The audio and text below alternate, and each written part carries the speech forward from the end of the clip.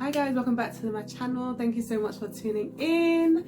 If you're new here, my name is Maria and today I'm doing a kind of different video, something that I've not done on this channel before, but I just felt kind of inspired to come and do a book review and just share a few things that I've been learning from a book that I read recently.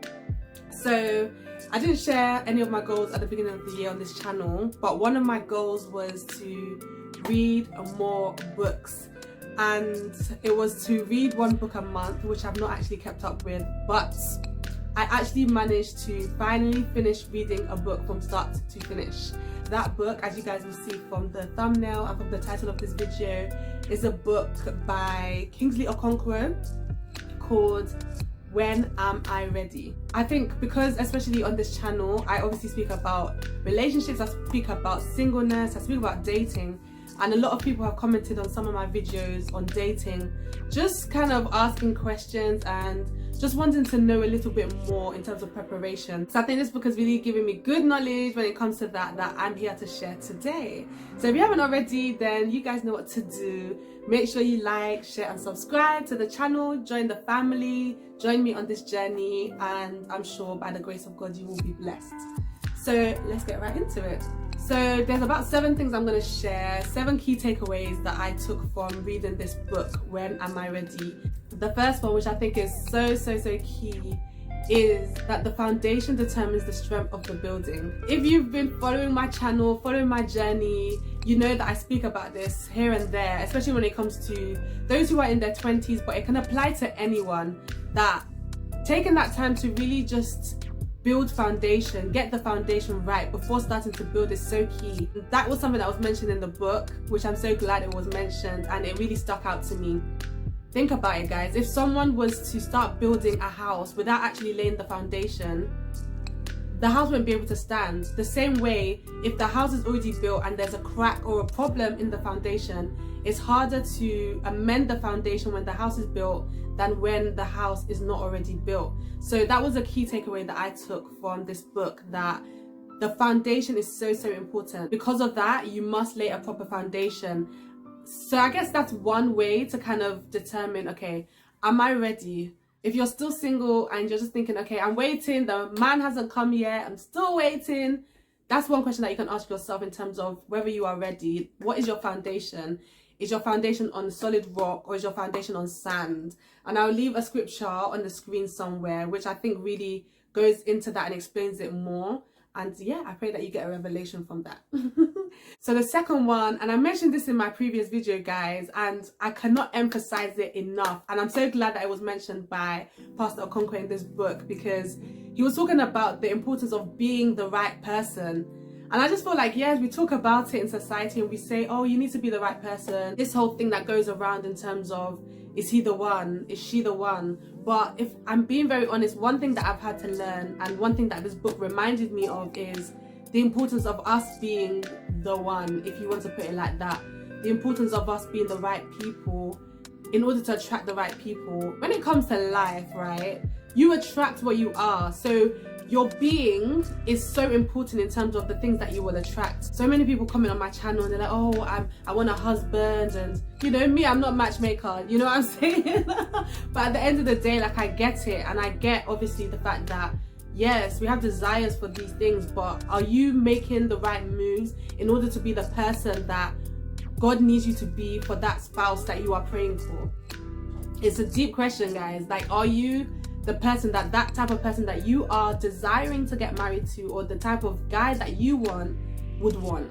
So that's such a key takeaway I took, that instead of us focusing so much on finding the one or finding the right person, a lot of the time the focus, especially at the initial stages, should actually be to be the one that you need to be for that person that you desire. Okay, the next one was also another key one, which, to be honest, I should have mentioned it first, but it's in terms of our perspective. So the book was talking about having the right perspective of marriage and having the perspective of the one who created marriage. Oh my gosh, this one I think I can talk about for days, because it's something that I've had to learn, and I'm going to do another video where I'm going to just speak a little bit about that. But it's just so crazy how we think we can do something without the originator, or we think we can do something a different way to the way the originator made it to be. It's like, for example, you buy a product and you don't want to read the manufacturer's guide. You just want to do it your own way. You just want to figure it out yourself. You know when you go to IKEA and you buy a wardrobe, but instead of you to follow the instructions and the manual, for you're saying, no, I know how to do it. I've done it before. Or even, some people might be able to relate to this or laugh at this, but someone doesn't want to follow sat-nav when they're driving. They want to find the destination because they know their way, but they just keep getting lost because, of course, they don't know their way. And instead of them to just use the navigation system to help them to get to where they're going, they decide to try to figure it out themselves. So I just think that that was such a beautiful point and a beautiful reminder from this book that, honestly, obviously for those who follow this channel, you will know that I talk a lot about my faith and I just share my journey where I can. And I think that's a key one in terms of reminding me even that, okay, are we going to try and do things our own way, or are we going to do it from the way the originator, God, has laid it down? So that was a key reminder. You know, there's obviously so many principles that have been given to us in terms of how we can be single people, how we can maybe not necessarily date, but the right ways to, I guess, do relationships, and then obviously the right ways to do marriage. Now, obviously, yes, we learn a lot in the journey, we learn a lot by experience, but there's also the manual and the principles that are so key. So that was another one that I noted down and I thought I'd come and share with you guys. The next one is kind of similar to what I was just speaking about before, but he mentioned so much about maturity, and I think that that's one thing that has just, I've just continually been hearing when it comes to marriage, that marriage is for mature people. And when I was young, I used to always hear it, and you know, when you're young you think you're mature anyway so you're just like, yeah, okay, whatever. But as you grow older, you actually realize that, wow, marriage is actually not for children, it's not for kids, it's actually for those who are mature. And obviously I'm hoping that me doing this kind of, I guess, key takeaways from this book will encourage people to actually go and purchase it. It wasn't too expensive actually, guys, but he spoke about financial maturity, he spoke about emotional maturity, social maturity, and spiritual maturity. And there's just so many levels to it, and I obviously can't go into it all in this video, but again, I encourage you guys to read it, or if you want another video, me kind of going more in depth in terms of what maturity might look like when preparing for marriage, and I can do that as well. But yeah, I was just so happy you touched upon that, because I've been hearing it a lot, and I guess it was just a reminder of the different areas that someone can work on while they are waiting for marriage. And that's also one way for you to kind of question yourself, that when am I ready? Am I ready? Am I mature in these areas? And I always like to mention in my videos that it's not about perfection, but it's about progression. So it's not about you beating up yourself and saying, oh my gosh, I'm not perfect, I have to be perfect for that guy when he comes. No, but it's about where you are now, what progress can you make as you walk along on this journey. Okay, the next one, which again I mentioned in my previous video as well, is in relation to purpose.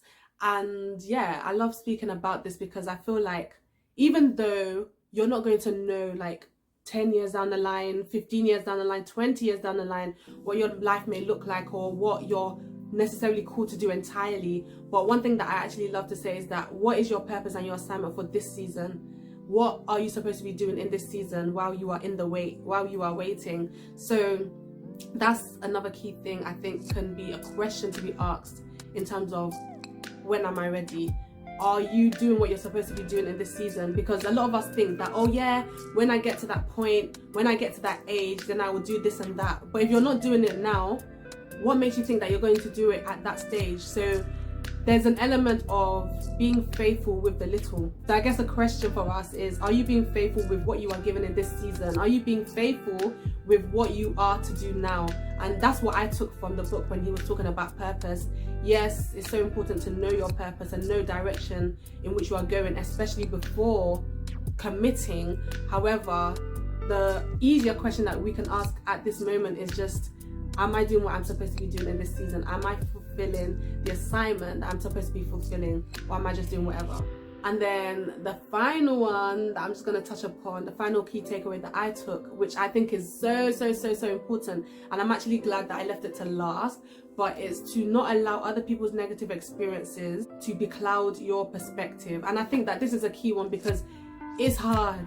Like, let's just be real, guys, it's hard. If we're going to be honest with each other, it's hard. And when you are constantly seeing maybe negative examples or negative experiences from others, or even you yourself may have had negative experiences, maybe you're watching this and you're even thinking, I've never actually seen what a healthy relationship or a healthy marriage looks like, so I don't really have anything to reference to. There are a lot of people who are in that situation, but don't lose hope.